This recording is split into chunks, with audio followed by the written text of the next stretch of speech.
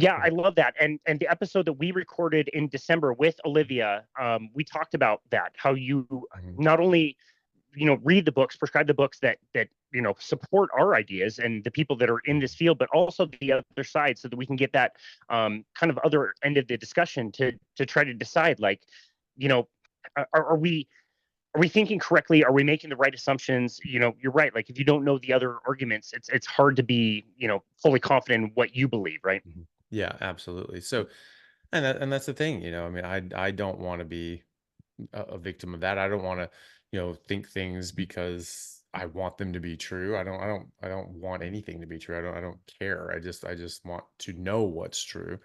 And so when I was doing this, and I was studying, really digging into the research on, okay, if humans are carnivores and this matters biologically, and this matters from in a medical sense, looking into the research, okay, we should see certain things play out in the literature, which I found ample evidence of.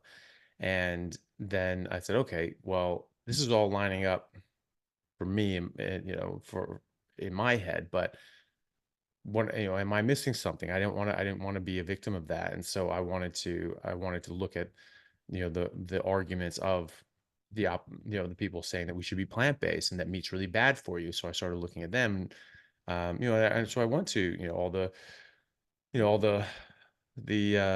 main people you would think of when you think of like doctors and PhDs, nutritionists, pushing for a plant-based diet. And I just, was very underwhelmed with their arguments, and some of them were just unconvincing arguments, but they were based on things that I knew to be fraud, and I had evidence that they were fraud, or just complete misconception of the principles behind the matter in general, were just flat out lies that, humans were evolutionarily herbivores. Like, where the hell does that come from? It's like, oh, because our teeth aren't our fangs. I'm like, well, that's a really bad argument. So there are plenty of animals that are predators and exclusive carnivores, and don't even have teeth. Frogs, for instance, like, so, and frogs are not just eating bugs. Some of these things are eating other frogs and lizards and things like that, and they're just yumming them up.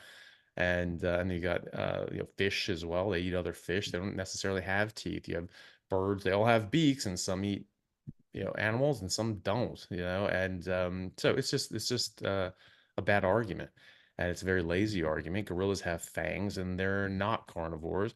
Hippos have big fangs and teeth. They're herbivores as well, and so it's just a really really poor argument. And so that's what I found. I found things that were based on lies and conjecture that were either baseless or known to be fraudulent or false, and then very, very poor arguments like those. So it was actually very reaffirming for me that I was onto the right track here, because the people advocating for the other side of it had absolutely very, very poor ground to stand on. Yeah, I definitely agree. One of my favorite parts of the episode that we recorded with Olivia talking about your book club was interviewing some of the people who are in your book club and talking to them, people on the ground, people that are literally waking up at like 2 a.m. to attend because this information is so important to them. And I want this episode of our show to be for those people, the everyday people who are finding the carnivore diet for some reason and are finding that it's very healing. It's helping them with certain issues that they've had. This world can get very confusing. And I've started to notice a trend in the last few months or whatever, where I'm getting more questions about the quote unquote carnivore cult. This is a Mhm. cultish kind of a diet. You have to do this certain thing. People ask questions on a lot of the Facebook groups and things that I'm part of that ask, like, is milk okay? Is it okay if I have a piece of fruit every now and again? And the answers are quite polarizing. And we're getting so many Mhm. people that are saying, like, carnivore is this, carnivore is that, whatever. And I think of the people that are attending your book club who are just genuinely seeking answers. It's part of what I love about podcasting. I think you love it too. Like, you interview experts in carnivore like yourself. You also interview a lot of everyday people that we might not ever get to know if you didn't do those interviews. So Mhm. again, I want this episode to be for those people. But to start this off, like, how do you define and think about a carnivore diet to include, I guess, the most amount of people? Well, I mean, I try to frame it in just in like what I think is optimal, what I think is the best thing for us to do, and then just say, look, you do whatever the hell you want. Like I don't care what people eat. I don't care what they do with their life. If they're, adults making their own decision in their own lives. I think it's very important that adults be allowed to make decisions in their own life. I'm very, I'm very strongly of that opinion that people be allowed to make decisions for themselves because anyone could be wrong. And so the only person that pays a price for people being wrong is you. And so you need to be able to make your own decisions for your own body and your own life. And so because if you're wrong, then yeah, you're paying the stakes. But if someone else is wrong and forces you to do something you don't want to do, they pay no price for being wrong. And so it's really important for people to be able to make their own decisions and what's right for them in their situation. Some people even say that, like, yeah, I've done a strict meat and water diet only, and I felt amazing and had all these great results. But it's just like, it's just too restrictive for me. I have family issues. I get a lot of pressure from my family and all these other sorts of reasons where I just can't quite do it, even though I really enjoyed it. And it's like, okay, well, that's fine too. But at least now, at least you have that frame of reference that you feel really good on it. So to me, what I just frame it as what I think is the best thing to do. Someone say, oh, should you drink milk? I'm like, you can, but I don't think it's optimal. It's going to have enough carbohydrates, it's going to raise your insulin. Insulin is a very busy hormone. It doesn't just put energy into cells like some people say. It does do that, but it also affects over 100 different processes in your body. And so we forget that. We're neglecting that part of it, that when you eat carbohydrates, the insulin goes up for everything else as well as the carbohydrates, and now things get out of balance. And so I don't want to do that. And so I don't partake in milk, maybe once a year, sometimes like that. I'll have some raw milk and, I'll have some or something like that. But it's very rare, very, very rare. And I always feel better for not doing it. I'll have some milk and it'll taste great and it'll taste amazing. I mean, it tastes like ice cream, it's like my sweet sense of taste is much more sensitive now. But then, that'll be great. And then I'll want more and it'd be sort of get into that sort of addictive craving sort of things. And I don't like that. I don't want something that I'm now going to be like a hungrily craving for, from an addiction side of things. But also it drops my energy. So, it gives you this insulin bump that drives your blood sugar down. And now you have reactive hypoglycemia and you're just like, whoa, now I'm sort of feeling a bit low, feeling tired. I want some more milk. And you start chasing carbs again. It goes down that whole thing, which I'm so glad I'm out of.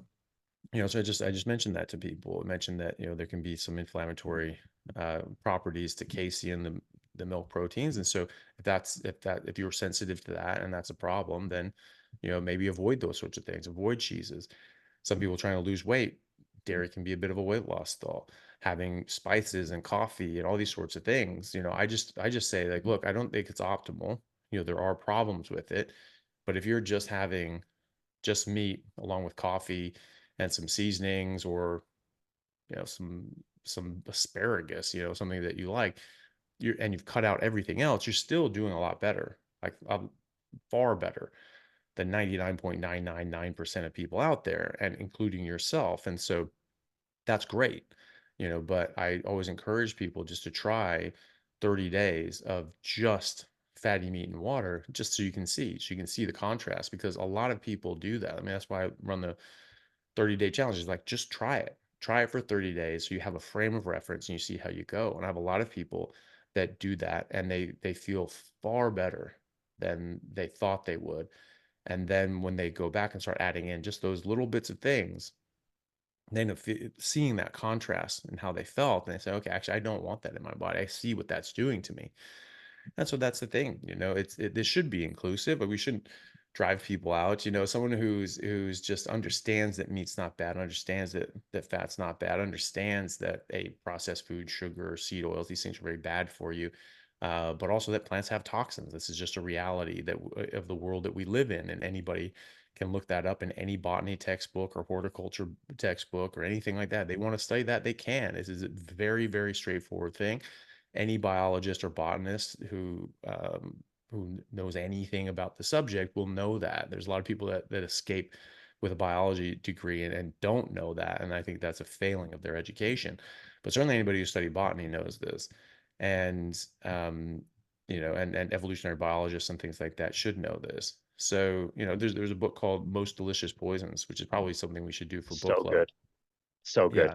Yeah. And as for an evolutionary biologist and professor at UC Berkeley, it just goes through it all. I mean, this is just very straightforward. I mean, it's just all these toxins in plants that we use. And he says from spices to vices, all the different toxins that in plants that we use as people for addictive purposes or because we like the taste of them. And he talks about how these really strong flavors, those spices, that's actually the most toxic part of the plant. And so it's important to know that. It's just this is just basic facts about the world you live in, and you ignore that at your own peril. So just educating people in that regard, letting them understand that meat is not bad for you. It's not going to cause disease. There is zero hard evidence that it ever has or ever will. And plants have objectively known toxins that have names and have been cataloged and categorized.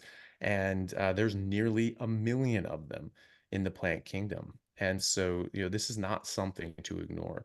And so you just understand that and just say, okay, more fatty meat, less toxic other things, and then do what you want. Whatever you want to do in that spectrum is fine with me.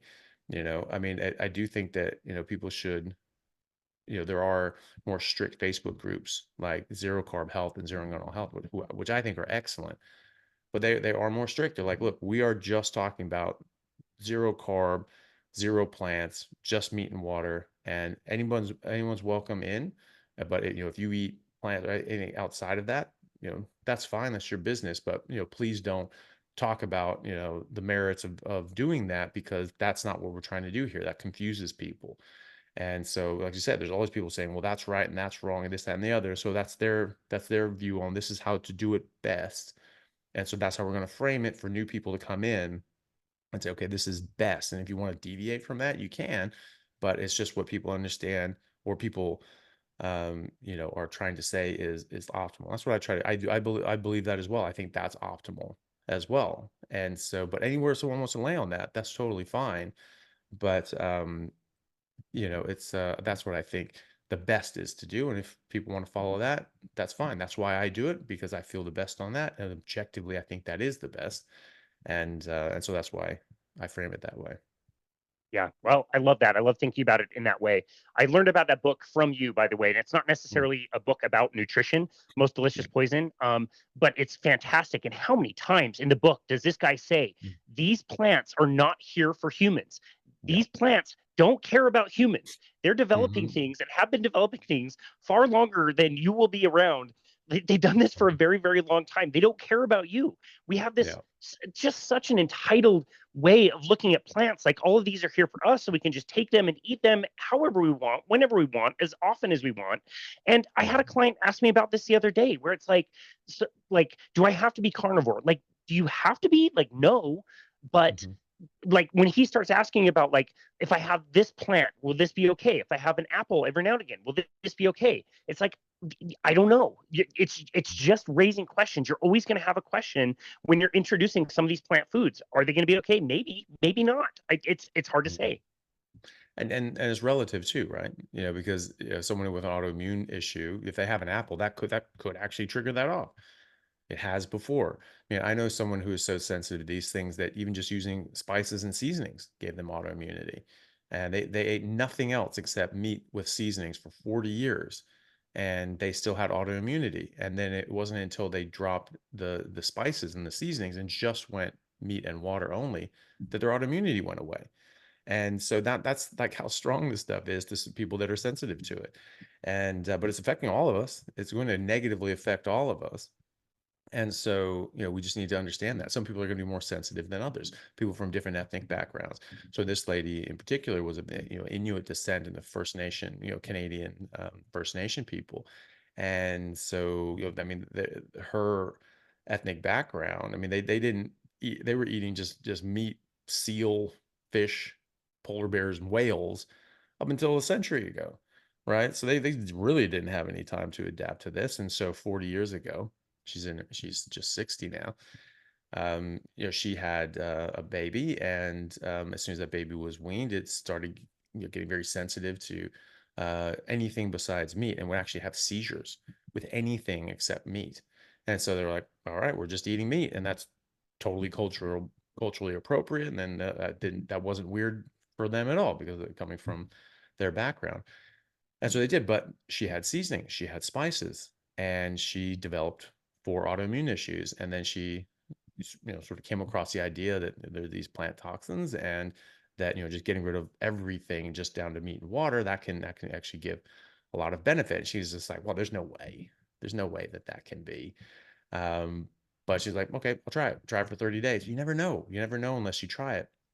And she tried it 30 days. Her autoimmune issues started clearing up, and now they're gone, and they have not come back. And because she has not gone back, because this is a toxicity relationship. It's not you have a disease. No, it's just like there's this toxin that comes in your body and it makes you sick. That's what's happening. And so now she's removed that from her life, and then she doesn't have the toxicity anymore. So, it's very important for some people, but it is important for all of us. And just understanding that these toxins are not there for us. They did not, Foxglove did not make digitalis to, millions of years. I mean, they made this millions of years ago, right? They didn't make this so that one day this hairless ape would come down and go like, "Oh, you know what, I've just trashed myself with smoking and drinking my whole life, and my heart's going into failure. Like, I want to help that little shaved monkey, like that's important to me. So let's make this now." And so millions of years later, we can help that guy. Of course they didn't. This is completely coincidental. They made that poison to actually stop the heart of animals trying to eat that plant. They're like, you touch me, your heart stops, you're dead. And so, that's what it's there for. And that's why, anything outside of this dose is either ineffectual or fatal, by a very small margin. I mean, we're talking micrograms here, so a millionth of a gram. We're talking, you get this wrong by 50, 100 micrograms, you kill somebody, you know, or don't do anything. And so it's very, very, very sensitive. And and so it's just it's not there for us. Plants don't want us to eat them. They're becoming more and more aware of the level of consciousness that plants have. They can see us. They can see what color shirt we're wearing when we're standing next to them. They don't have eyes, but they have proteins and receptors all over their entire body that we have in the back of our retina that recognize visual light and things like that. So they don't have eyes; they are eyes, and they have what looks like neural networks and things like that. And they don't have a central nervous system, so they don't have a brain, but their whole body acts as a brain, you know. And so it's actually pretty remarkable. They scream, they can send off chemical signals and distress to their neighbors, send off waves like ultrasonic waves. They can speak to each other. They've figured out that like the different sort of frequencies and waves, and say it's like, hey, I'm thirsty, I'm dry. Like, hey, I need potassium or phosphorus. Hey, I need this over here. Well, like that they're actually talking to each other about that. And you can actually pick this up and go, oh shit, he needs water. So you can actually water them now because we're recognizing what those mean. They communicate through their root system. There's like a fungus system that is like two different kinds, and different plants that use a different fungus system. They can communicate to any other plant and tree that uses that same fungus system, even if it's not the same species.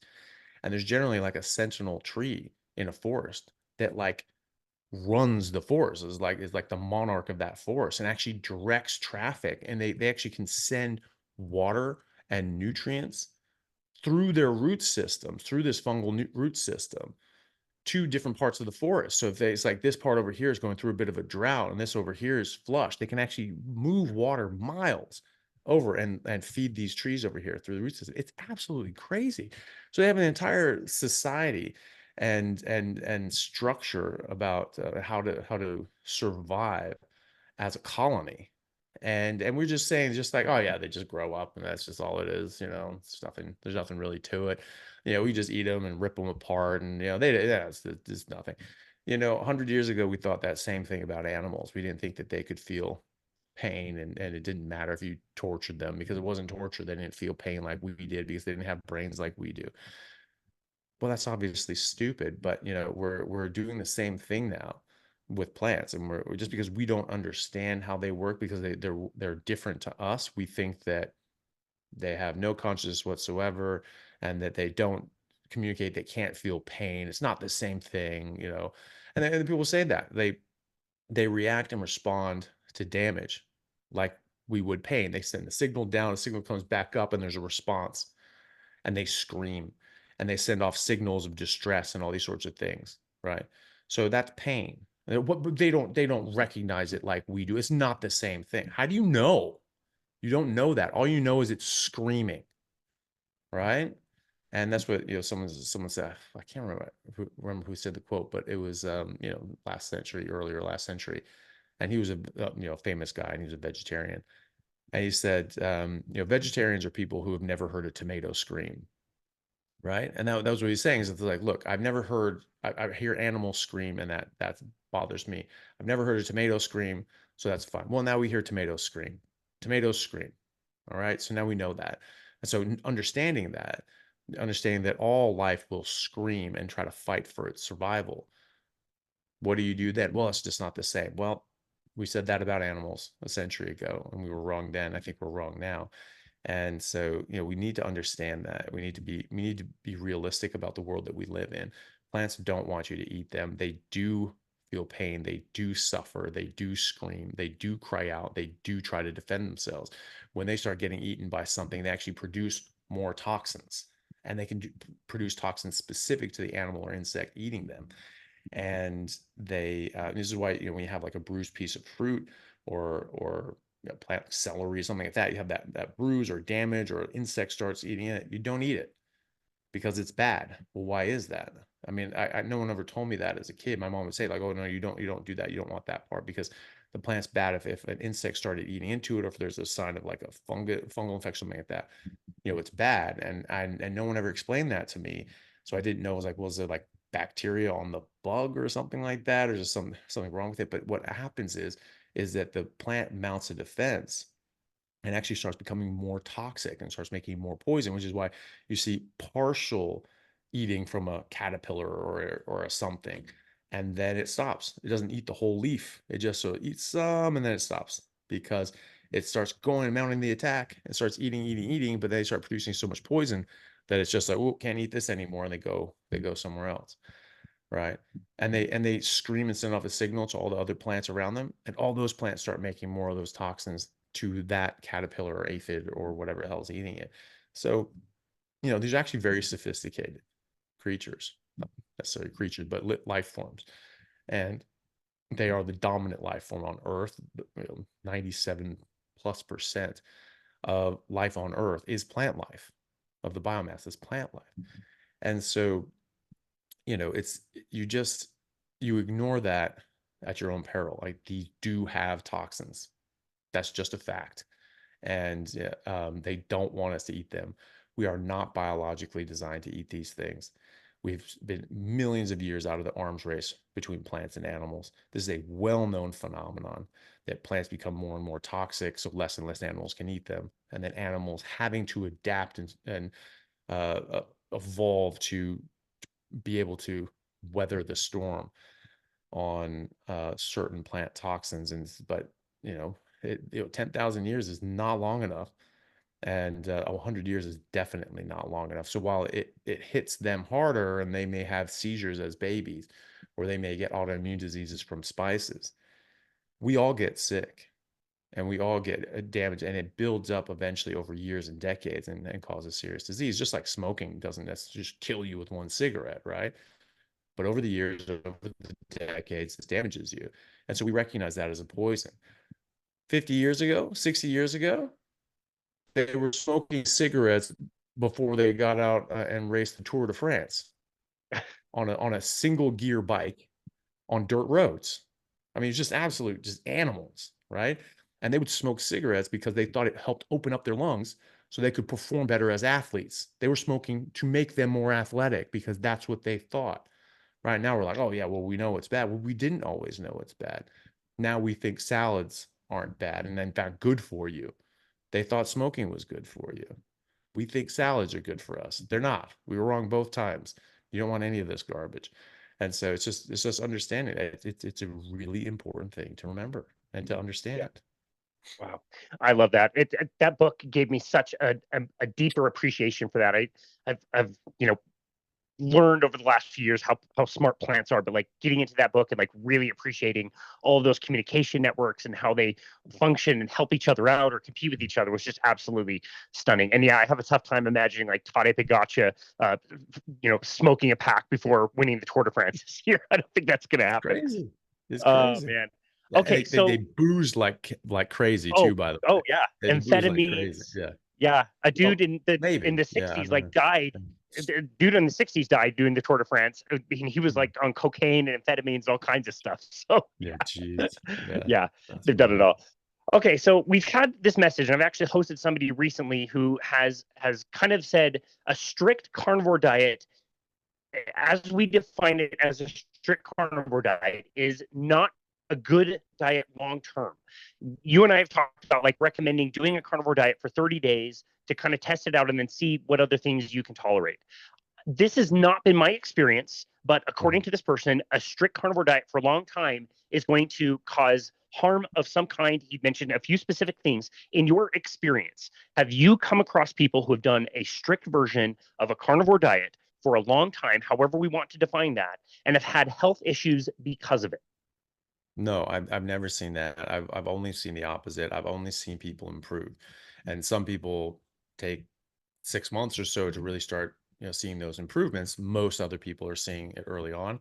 I have hundreds of patients doing a carnivore diet, and I check their blood work and I check on them, and they are all thriving. I have not seen a single person get worse, that their blood results got worse or their symptoms got worse. I've been doing this for 6.5 years straight. I did for 5.5 years straight in my early 20s, and I've never felt better. The Inuit have been doing it the entire existence of their culture and civilization, barring the last century. So no, of course not. I mean, this is there's no animal on earth that has a problem eating exclusively meat. I mean, even herbivores opportunistically eat other animals when they can, when and where they can. A larger herbivore, a, a horse or a deer or an elk, they might eat little baby ducks or chickens or rabbits. Even I've seen that. So that's pretty jarring, seeing an elk chewing up the body of Savage. of a rabbit. It's just like pretty crazy. But we don't get damaged by this. I mean, what's there to damage? I mean, there has to be for there to be sort of damage long term. There had to be something going on. There had to be something toxic in nature in meat, which there is not. There's not a single damn thing. People say, well, saturated fat, cholesterol, thoroughly debunked 1,000 times over by tens of thousands of people, and so people can look that up. You know, Truth About Cholesterol and Heart Disease is a video that I did on YouTube. People can check out, and many other people have done many other amazing things, showing the scam of vilifying fat and cholesterol. So there's nothing wrong with meat. Okay, so what does that leave us to be to cause some sort of health issue? Would be a lack of essential nutrients. Well, there are no essential nutrients that are lacking in meat. We have everything that we need in the proportion that we need them, which is why we've had entire societies that have exclusively eaten meat and not had any problems. Well, it depends on the person. It depends on this. No, it really doesn't. Food is species specific. We are Homo sapiens sapiens. We're a subclass of humans. And when you start differentiating out, like so orcas, for instance, there's sort of different kinds of orcas. Some are a little bit bigger, some are a bit smaller, and they don't really communicate. Actually, they have sort of different languages, different calls, different sort of social patterns, and they don't like intermix. They don't interbreed. And but they're orcas. I mean, they could technically probably interbreed, but they sort of just don't. And one eat more fish, and one eats more like seals and bigger mammals and things like that. And they're now classifying those as different species, even though they're both orcas. And they look really damn similar, and they both just eat meat because they sort of differentiated on specialized the different kinds of meat that they eat. They're saying these are different species, right? So if you have like a wildly different diet, and especially to the sense that if you have two animals that have entirely different nutritional requirements, in the sense that like you will be deficient if you only eat meat, you need some of these plants, and you have others that only need meat, don't need any of these plants, 100% different species, 100%.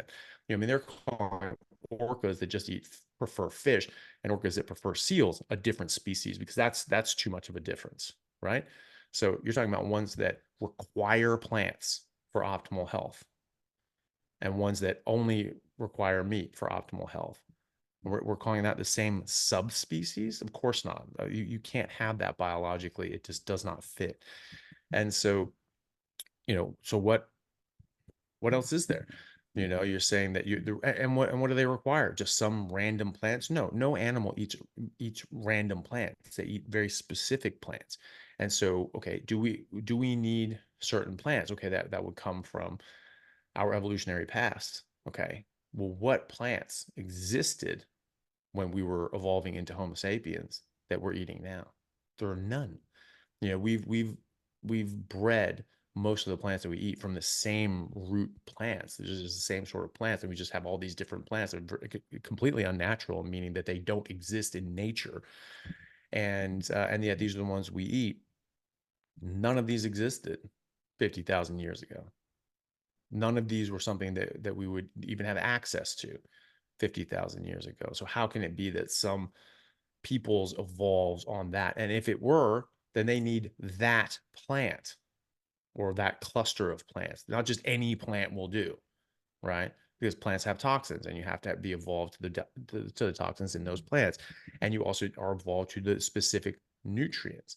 And so just eating any random plant, they all have different nutrients in them. They all have different bioavailability of these nutrients. So the idea that you can't survive on a pure carnivore diet does not fit with the observed facts, because we have entire civilizations alive right now who are either currently living as full carnivores or very recently did, and we have clear documentation and records of this. And so we know that that's not true. We know that meat has absolutely everything you need in the proportion that you need it. Okay, well, what about things you have to have from plants that you're not getting, from meat? Well, no, because again, you can survive as a full carnivore. You know that. So there's nothing wrong with meat. There's nothing toxic in meat, and there's nothing lacking in meat. So why are people getting sick? They're not. So if you're eating, you know, uh, you know, properly, and you're getting enough fat, you're getting enough nutrients, you're eating enough, you're not going to get hurt. I've heard that where people, or where this gentleman said that everyone's testosterone tanks and their blood work goes crazy and they got all these nutrient deficiencies, and like, I've never seen that. I've never seen that once in my entire life. And I only see people get better. It is the case that the meat that we're eating is not wild game. It's not wild mammoth, which is what we've been, megafauna and things like that. Regeneratively raised grass-fed and finished beef from certain farmers and producers that I've seen that have published their nutritional breakdown of their animals. They have 4 to 5 times the number of micronutrients as just average USDA beef, right? That grain finished beef. So is that what we're supposed to eat? No, we need, we were used to getting a bit more nutrient density. So could someone ostensibly just need a bit more, that like need more of the regeneratively raised grass-fed and finished sort of thing, or add in a bit of liver, some kidneys, some heart, which are much more nutrient dense? Absolutely. And people make that argument all the time. Or you can have people that are from a very nutritionally deficient, as they come into a carnivore diet, they improve because they're getting more nutrients, but maybe it's just not quite enough or not going all that fast. And so adding in a bit of nutrients, more nutrient dense sort of food in the organs, and even like a dedicated supplement or something like that, just to catch you up, maybe that helps. But like, I've never seen anyone's. I check people's testosterone all the time. That's one of the basic panels that I do for my male and female patients, is I check their testosterone and other hormones and their nutrition their B12, folate, vitamin D, zinc, magnesium. These are sometimes even selenium and iodine, right? And so, if you are eating just, you know, food with some organs or regeneratively raised, grass-fed, and finished, like definitely, almost everyone can get optimal nutrition or really close to it by just eating muscle meat. Some people with MTHFR gene mutation, maybe they need a little bit more, but they can still do very well, but they might need a little bit more B12, maybe need a little bit more folate. That's either debatable as well. I mean, I've heard doctors and PhDs argue over whether folate is even necessary as long as you have enough B12. There's B12 what we need, and folate, if as long as you don't have a deficiency in B12, that you don't actually need folate. That's much less important, or even not, or even ancillary. Just like it's not important when you have normal B12.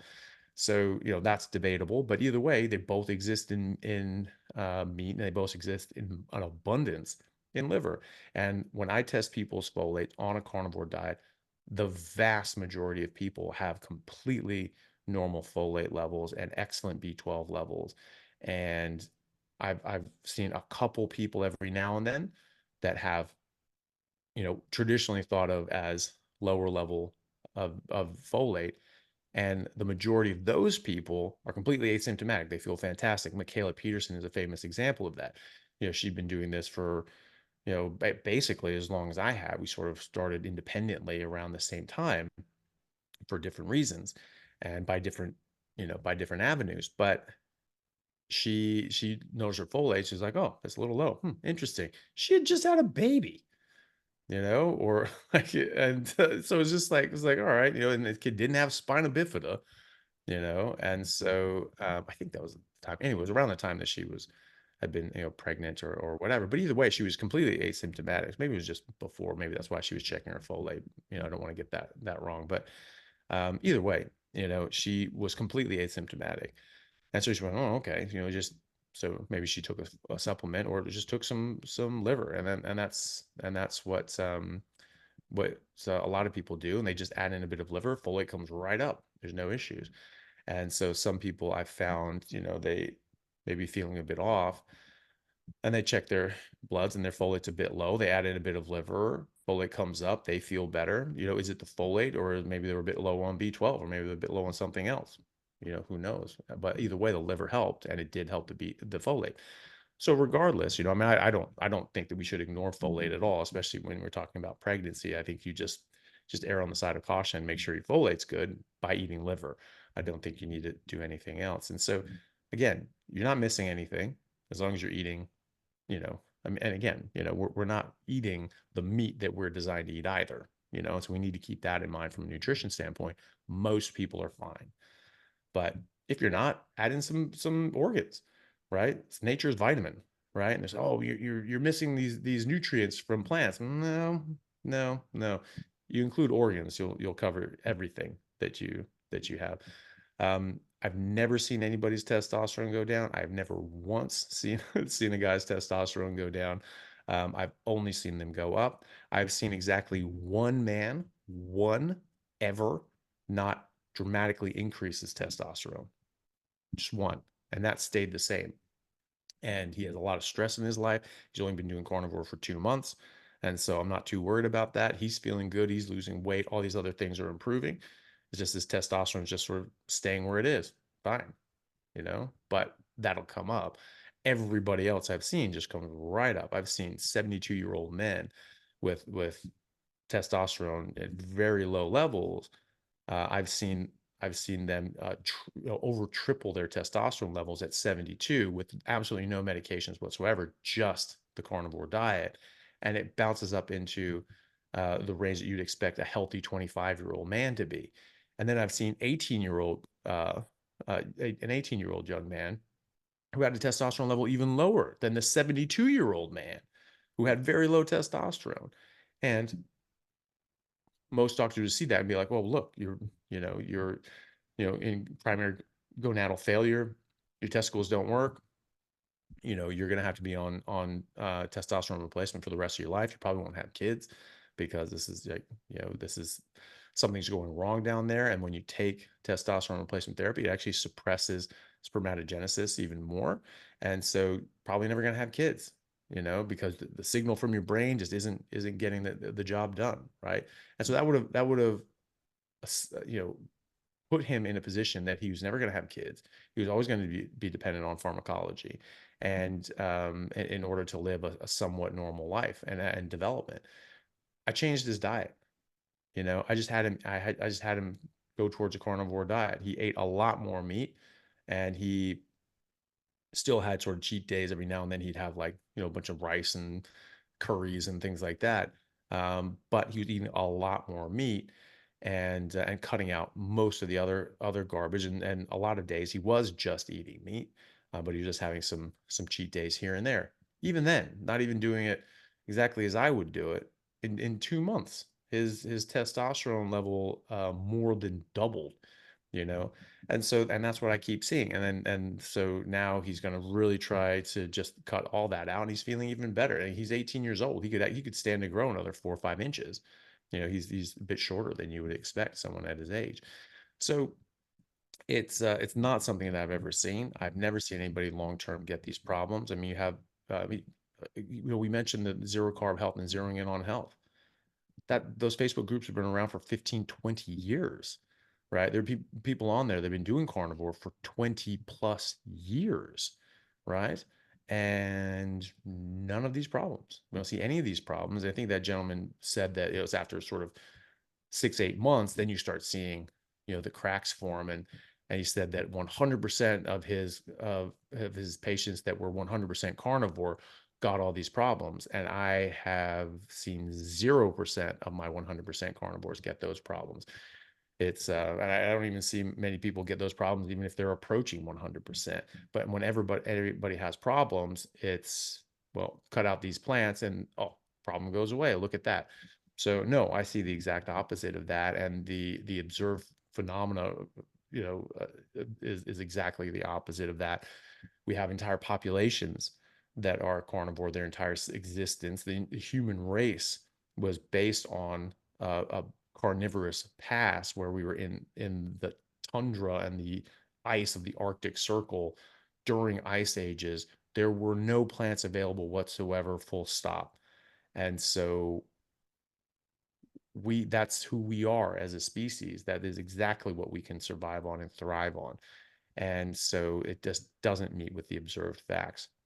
And again, there are these people that have been around 20, 30, 50 years, Europeans living in America, European heritage living in America and elsewhere, that have been doing this long term with none of the problems that he's saying that you get after 8 months. So I don't know what's going on. I don't know if he's actually seeing this or if there's something else happening, but I certainly have not seen anything to do with this. I've never seen other doctors say the same thing. There are thousands of doctors around the world doing this now and having their patients do this. And I've never heard a single one of them say that they're seeing these problems in patients. I only hear them saying they're getting better. I have patients sent into me because their oncologist has told them that they need to go on a carnivore diet to help their cancer treatments, because their cardiologist has told them they need to go on a carnivore diet to help to better help their cardiovascular health. I mean, I'm seeing this more and more and more, and I'm not seeing any of those problems that they're seeing. So I don't know what else is going on there. It'd be nice to try to talk to them and try to figure out what's going on, so we put our heads together, but I've simply not seen that. Yeah. Okay. That's my trouble with this whole claim. I really like the guy. I've hosted him several times. I consider him a friend. Strict carnivore, 100% of my patients, like you said, have the following: deficiency in folate, homocysteine deficiency, also pattern B cholesterol, LDL pattern B is very, very high. HbA1c is too high, and a vitamin C deficiency. And it's 100% of the patients. I don't want to take that away. Like maybe that's happening. Maybe that's happening with your patients. I don't know. It reminds me of the time a few years ago, I got a message from a friend that said, you need to stop talking about eating more meat. There's people out there who have alpha gal syndrome who can't tolerate eating beef. And I replied and said, like, the day that I deal with somebody with alpha gal syndrome, I will keep that in mind. Let me tell you how many times I've dealt with somebody who has alpha gal syndrome. 0 times ever. Mhm.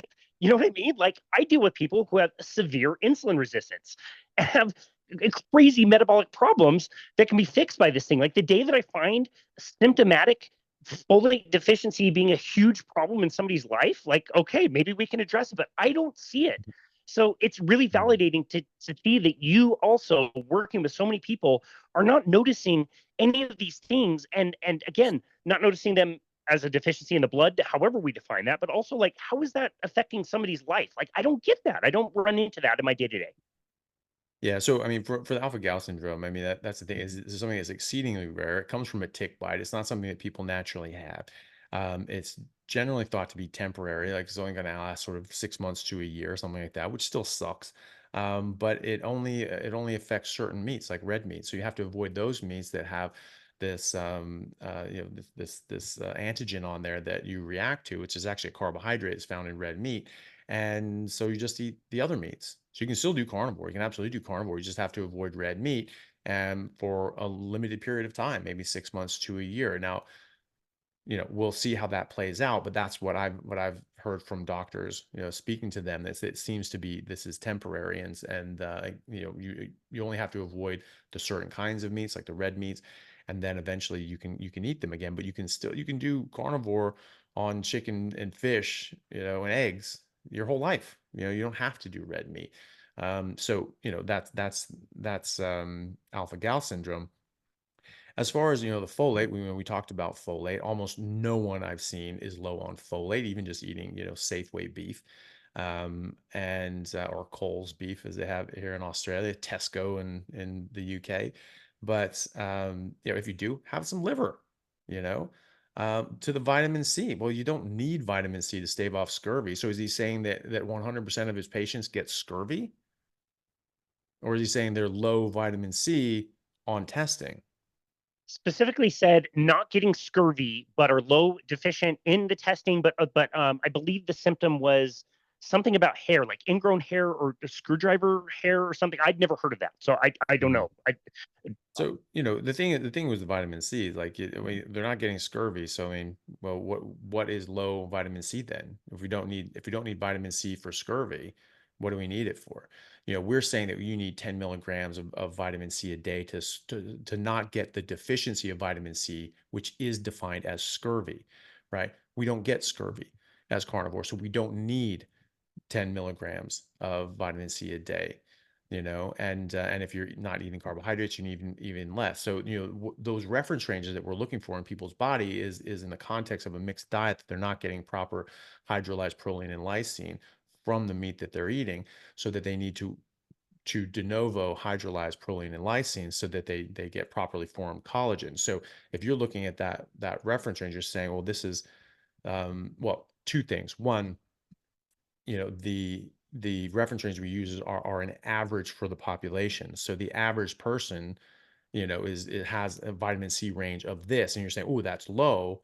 You're saying that's low in comparison to the rest of the people. That doesn't mean that that's the optimal range. That just means that's the average range. And most people are eating a mixed diet, does contain vitamin C, and a lot of people take vitamin C supplements as well. That's one of the most common supplements that people take, is vitamin C. And so, okay, so you're not on that scale. You're below that scale. Ooh, that's too low. Is that a deficiency? Is that a true deficiency? They're not getting scurvy, which is the recognized deficiency in vitamin C. And you're saying that that's not on that scale, but that scale is not the optimal scale. That's just the average. And so even if it were the optimal scale, it's an optimal scale set up for people that could get scurvy because they're not eating enough meat, right? So you can't actually trust that scale. So, or is it low, or is it just low because it's low on that scale? So that's first of all. Second of all, there are more grams or milligrams of vitamin C per gram of liver than there are in apples. So again, eat some liver. If someone if you want them to have more vitamin C, eat some liver. It's going to have more vitamin C in that. There is vitamin C in meat. It's just not a huge amount of it, right? And so if it's less than a certain amount, you just say, there's none. right? Well, no, it is. It's just there's not that much of it. Well, it's not enough for us. Well, no, because you absorb a lot more of it when you're not taking carbohydrates because they compete for receptors with the GLUT4 receptor. And so if you're eating carbohydrates, it overwhelms the vitamin C, and then you need an overwhelming amount of vitamin C to get enough in, right? And so as my friend Professor Barquet said, if you're eating carbohydrates, you need vitamin C measured in milligrams. But if you are not eating vitamin C, you need vitamin C measured in nanograms, which is 1 millionth of a milligram. So there's a big difference there. And again, do we actually need it? I don't know. And is that reference rate, is it actually low? Is that a deficiency? Or is that just because of how we look at these reference ranges? That's just the average and you're just below average. Is that actually a deficiency? You can't necessarily say that. Um, Folate we already talked about, but the homocysteine goes hand in hand with folate and B12. Generally, B12 and folate will suppress down homocysteine. They're sort of like a teeter-totter. If one's up, the other's down. And so, oh my God, the folate's down. Okay, well, the homocysteine's up. But if you had enough B12, homocysteine would be down too. So again, is it the folate that's a problem, or you just not have enough B12? They have people that have not getting enough B12 because it's not you need a bit of liver, MTHFR, all that sort of stuff can affect your levels of B12 and folate. But also people have um, uh, issues absorbing these sorts of things. There's an autoimmune condition. Autoimmunity is so rampant now. And if you have one autoimmune condition, you likely have other and many other autoimmune conditions. Pernicious anemia is a type of autoimmune reaction where you make antibodies towards the parts of your stomach that make intrinsic factor. Intrinsic factor is released in your stomach and that binds to B12, and your body absorbs that complex of B12 and intrinsic factor. You really can't absorb B12 without intrinsic factor. And so if you have this damage, now it could be complete or incomplete, so it damages those cells and you don't make as much intrinsic factor, and so you need like a lot more B12 coming in, so more nutrient dense sort of things. And maybe even then having liver and supplements and all these sorts of things, your B12 level just isn't all that impressive. Well, that's because you're just not absorbing it. That's not because the meat is lacking in it. It's because you have an absorption dysfunction, right? And so you need to take B12 under the tongue, or you need to get regular injections. Under the tongue is fine for most people. And so your homocysteine will be right down, right? So that's another thing I don't see. I see people's B12 optimized, and then the ones that I see that's like, oh, okay, hold on a second, your B12 is just really staying low. Okay, let's give you a shot. It goes up, but then it starts coming down again. Okay, you're just not absorbing B12, right? And so we check them for pernicious anemia, and what do you know? They have the antibodies, and it's just like, okay, so you have this, with the caveat that the longer you've been on a carnivore diet, the less apparent that might be, because carnivore diets suppress autoimmune issues, because your body, as far as I can tell, your body is reacting to these plant toxins. And so when you stop eating the plant toxins, you don't mount that antibody response. You're not getting that damage to your body, right?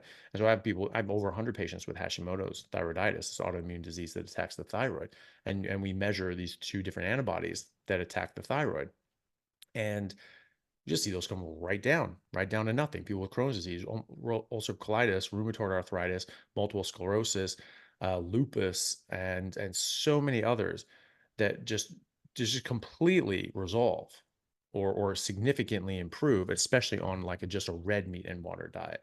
And there are reasons for that.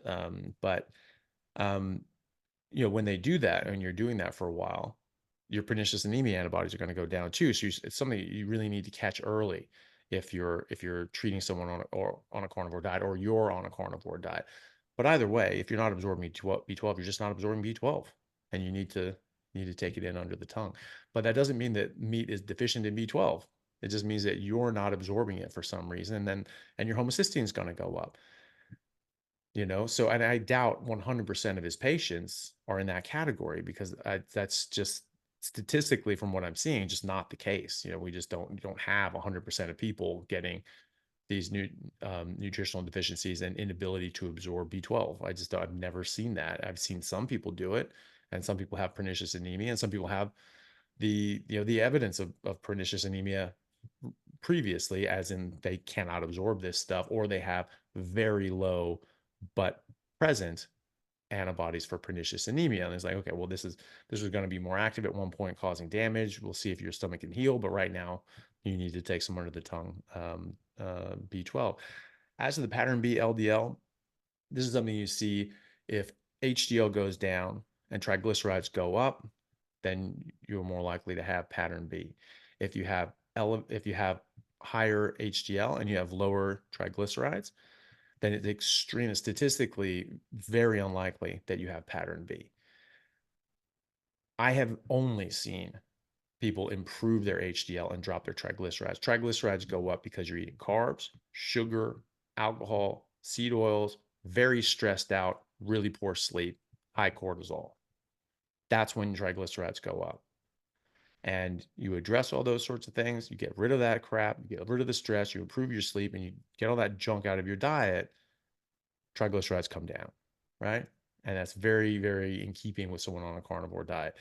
And then the HDL goes up from saturated fat and from being in a state of ketosis, right? So now your body's making more HDL unless you're very stressed and sleeping very poorly.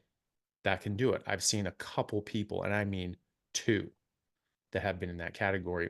One of them said that, and he actually tested, and he had pattern B LDL, because again, high HDL, low triglycerides, it just sort of means that it's 99% chance you have pattern A, right?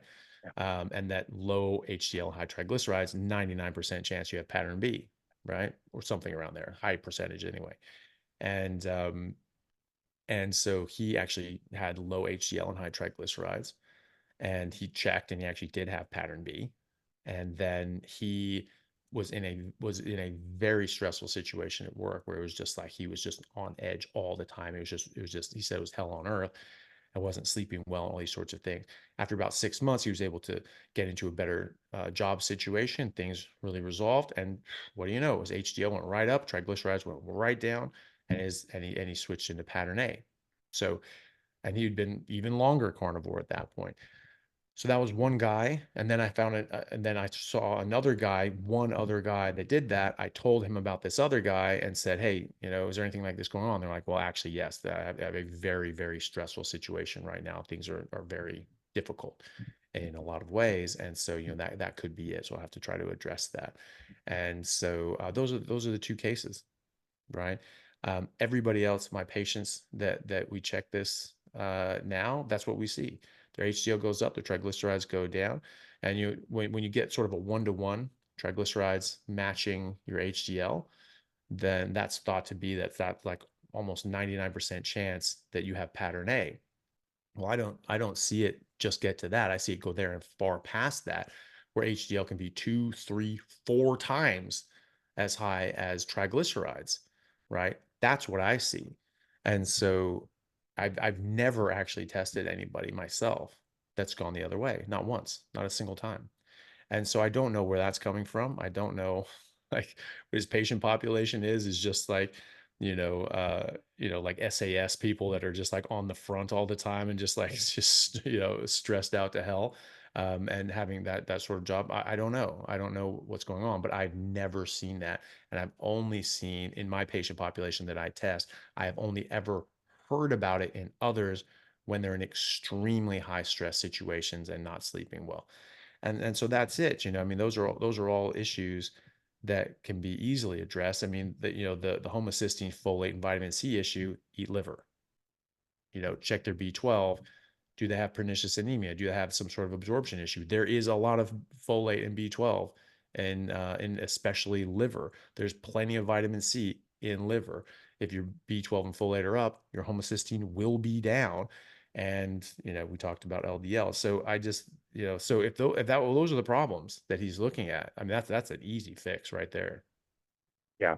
Well, I really appreciate that explanation. Like we said in the beginning of this episode, like it's for the people who are in your book club that are suffering from major issues that they're recovering from because they're eating this way. And I hope in this world we're not squabbling about all these like minute little details, how many grams of carbohydrates somebody wants to mix into their carnivore diet, and now they're not carnivore. Now it's animal based or it's meat centric or whatever you want to call it. Like the point is, we don't want people to get distracted by all this minutia when they could see really good results by, at the very least, moving in this direction, trying it for 30 days. Like, I just worry that people are going to see all of this, like again, getting so worked up about these tiny little things that they're going to say, oh, well, this is stupid. I knew this was a fad diet. Like, of course, they're going to be deficient in certain things. I'm going to go back to eating cold cereal and McDonald's. You know what I mean? Like that's what I worry about the most. Yeah, definitely. And, it's the thing, I mean, I don't get worried about when people are doing whatever, I mean, like, people talk about, solid eaters, like, oh, you need guys getting a gun. Like, no, we don't actually, like, I agree with like 98.7% of the things that he says. And someone who's, who I agree with on 98% of things is not 2% my enemy. Like, we're on the same side, we can disagree about things, and that's fine. It's healthy. You're supposed to disagree about things. You're supposed to talk about things. If you're just talking to people that only agree on the exact same thing, you're in an echo chamber, you're in a religion, you are in a cult, and that's not what we're supposed to be doing. That's not what I want. Certainly, I have no interest in that. So I want people to have different sorts of opinion. Well, what do you think about this? And I'll give my opinion, and you can agree or disagree. It doesn't matter. But what matters is what people do with their lives. And they say, okay, because all our opinions can do, and all these studies can do, and all the different sorts of pieces of data can do, they can just help people guide their own decisions in their life. And that's the only thing that matters. And so if they, do it and say like, hey, look, this is helping me. I mean, this guy says my homocysteine is going to go up and my folate is going to go down and I'm going to get really sick, but I'm not. I'm actually feeling a lot better. And all my blood work is looking great. So, okay, that's the only thing that matters. But then there's a guy that, oh, my homocysteine's high and my folate's low. Like, ooh, I feel like crap. Ooh, what's going on? Okay, well, hey, let's talk about it. Maybe you need more liver. You need to address these other things. Well, maybe you're eating something that has, that's still plant related and has micronutrients, and you're blocking out your absorption of B12 and folate and things like that. Or maybe you're MTHFR positive and you just need a little more in your diet. We're not eating wild mammoth anymore. We're not even eating, wild oxen anymore. We're eating domesticated, grain finished animals for the most part that are not designed to eat grains, and they don't get the nutrients out of grains that they would out of grass. And so they're not going to have the same nutrient profile in their meat than they would if they were eating grass. So not everyone has access to regeneratively raised grass-fed and finished beef. Add in some liver, add in some kidneys, add in some heart. That's going to cover your bases as well. And so just being mindful of that and being mindful of those sorts of things, recognizing that there are idiosyncrasies between the individuals, not to the extent that one is going to be omnivore and one is going to be herbivore and one's going to be a carnivore. That's right out. That just is a non-starter. But there are some people with MTHFR. They might need a little bit more folate. If we were eating wild animals and wild mammoths and having a bit of organs every now and then, that would never be an issue, right? So it's not going to show up. So it doesn't matter. I mean, these things, these little different idiosyncrasies, they only show up when you're eating slightly outside of our optimal diet, right? There's no lion on earth that needs to eat, oh, I need a little more, sour grass or something like that. No, they need meat, covers their basis. If they were just eating domesticated, grain-fed and finished animals and no organs, maybe they might get deficient. Maybe they might have problems. But if they're just eating their natural diet, they won't. So same's going to apply to us too. Same's going to apply to every single animal on earth. And we're not eating our natural diet. Even as carnivores, we're eating meat, but we're eating meat that's not our natural meat. It's not as nutrient dense. Most people will be fine on that. And that's why I struggle to believe that this is 100% of his people that go carnivore. That's I've never seen that. It's much more uncommon than that for people to even get a folate problem eating just muscle meat. I've seen it happen, but they're not even symptomatic. They feel fine. But we just say, hey, why don't you add in a bit of liver? Goes right up, no problem. But but you still recognize that this meat that we're eating isn't actually what we're biologically isn't biologically perfect for us. It's the wild game with the different nutrients you get in from their natural diet. And this is the food chain, right? The animals that we eat need to be eating what they're meant to eat to be as healthy and nutritious as possible. We're not doing that by and large. Okay, so organs are nature's supplement, and organs exist in an animal. It's still a carnivore. I mean, this isn't hard. So you can absolutely do this. And if you need a bit more nutrient density and a bit higher nutrient profile, add in the organs. They're cheap. They don't actually taste that bad. Just grow up, eat the damn liver.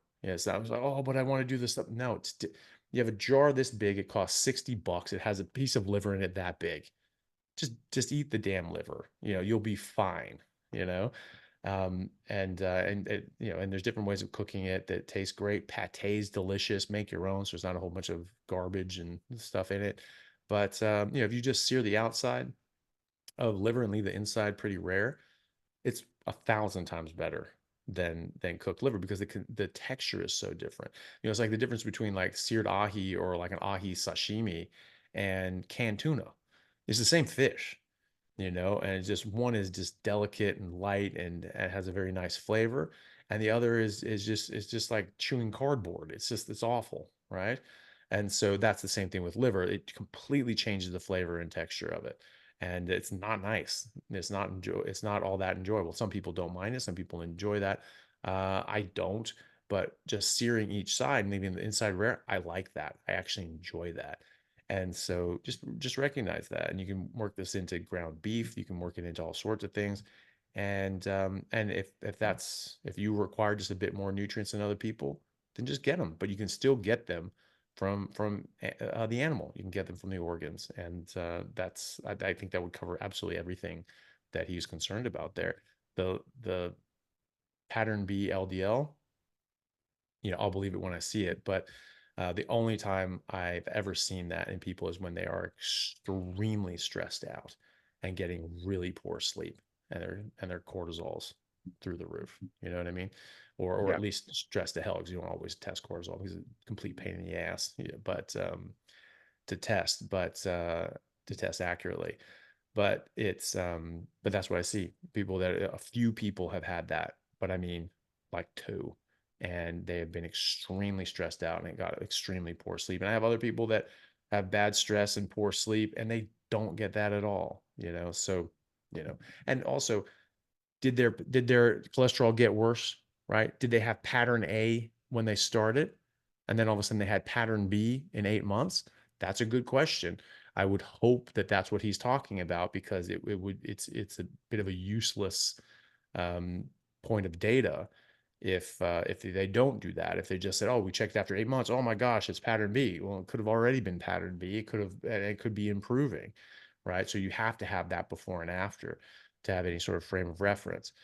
So I would hope. I mean, I'll give him. We'll have to try to give him the benefit of the doubt. But if he's not doing that, then like, well, that's your first port of call, is getting the before and the after, and checking these people again in 6 months and seeing what they do. So, but yeah, definitely everything's there is easily addressable. Yep.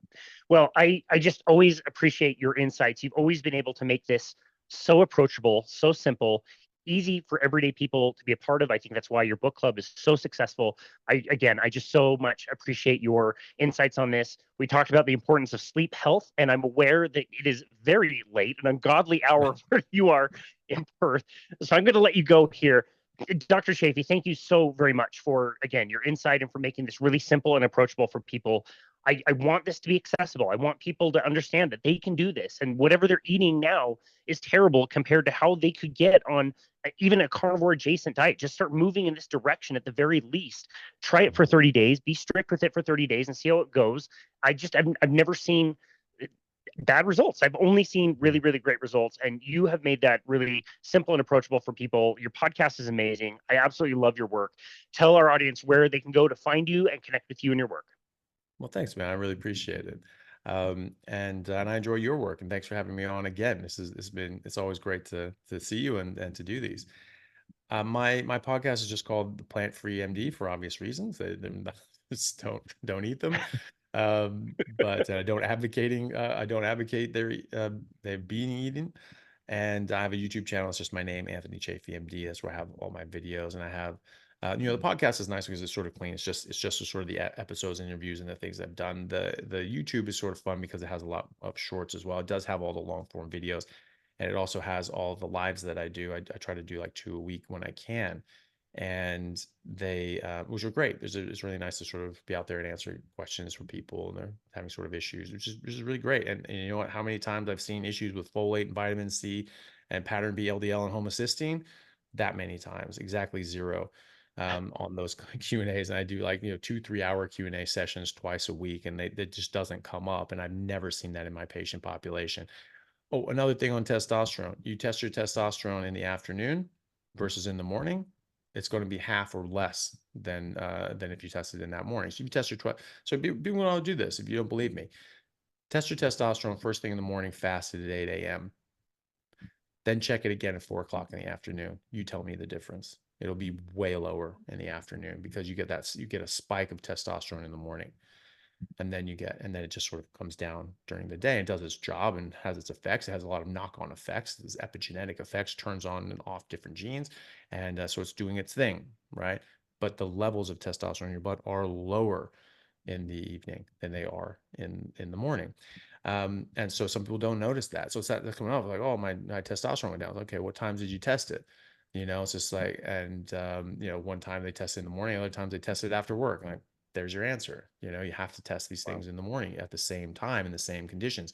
If you exercise, work out, have sex the day before or the morning of, and you don't the next time, you're going to get a different result. You just are.